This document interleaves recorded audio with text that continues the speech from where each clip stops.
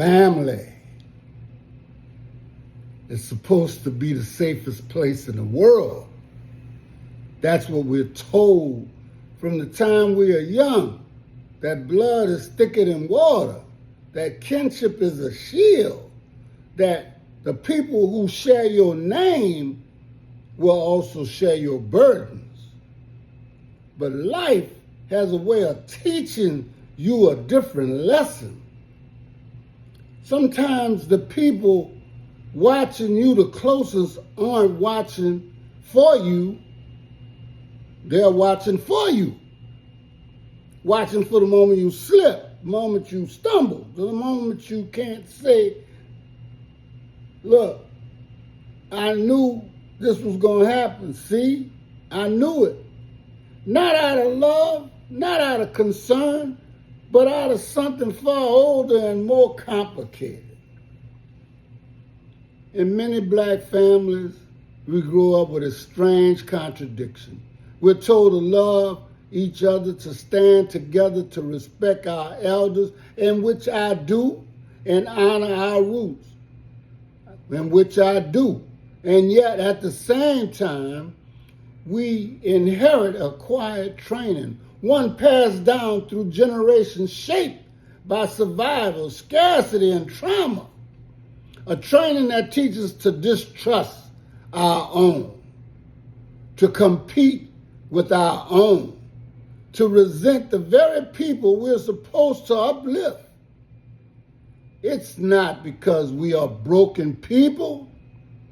It's because we're placed in a world that broke the bonds between us long before we were born.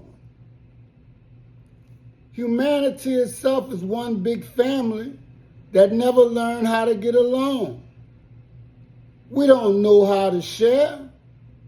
We don't know how to celebrate each other without feeling threatened. A handful of people want everything, and the rest of us are left fighting over the scraps, sometimes turning on each other instead of turning toward each other. And when that mindset enters the home, it becomes a family affair in the worst way. Competition instead of compassion, suspicion instead of support. I was raised to respect my elders, and I do, but respect does not mean silence. Respect does not mean pretending that everything is fine when it isn't. Respect does not mean ignoring the truth just because the truth makes somebody uncomfortable. I can honor where I come from and still speak honesty about what needs to change. Because the truth is this: not all family is family in spirit. Some relatives feel like brothers and sisters bound to you by more than blood. Others you simply tolerate because that's what tradition demands. And even then, even with all the differences and disappointments, if danger came to my family's door, I would stand with them. Loyalty is in my bones, but loyalty does not blind me. Loyalty does not erase the reality that sometimes the people closest to you can hurt you the deepest. So we have to ask ourselves, is our love for family always placed where it belongs, or have we confused proximity with purpose, history with harmony, obligation with affection? Love is powerful, but love without wisdom can be a trap. I know it can be a trap. Do you know I've been doing these videos for some time, and I don't never really look at the comments because I don't frankly want to hear them. But I see a lot of names that I recognize. Some of those names are my people. But I'm thinking that I'm finally getting some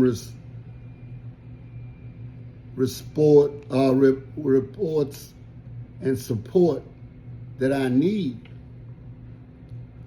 But sometimes it looks like people waiting on the sidelines for you to make a mistake. I love my people, but I understand something.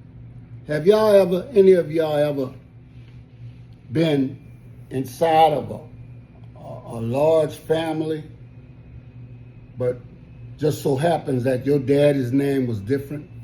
So a lot of times people didn't even know you were kin to these people, okay? So that sometimes will make you an outsider, you know? I got people who I chose to be my family. People didn't want me to even hang with them. But I couldn't hang with my family, okay? And these people I'm talking about, they're not friends, they family.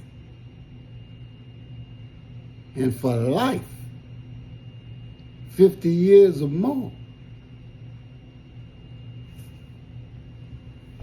See, let me tell you something. Love is powerful, but love without wisdom, once again, can be a trap. Love without boundaries can be a wound. The world is a family affair, and look at where we are now. Divided, suspicious, fragile. Not because we lack love, but because we misplace it.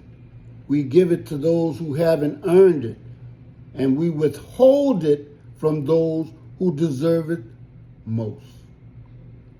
We protect people who would never protect us, and we doubt people who would stand with us through anything. If we want stronger families and stronger communities, stronger futures, we have to relearn what love really means. Love is not waiting for someone to fall. Love is not rooting for someone to fail. Love is not silent resentment dressed up in tradition. Love is accountability. Love is honesty. Love is wanting to see someone rise even if they rise higher than you. And maybe, just maybe, we can repair the family. We can repair the world. Because the world is nothing but a larger version of the home. And we can learn to love each other rightly, wisely, and without fear. Then maybe this family affair we call humanity can finally find its way back to itself.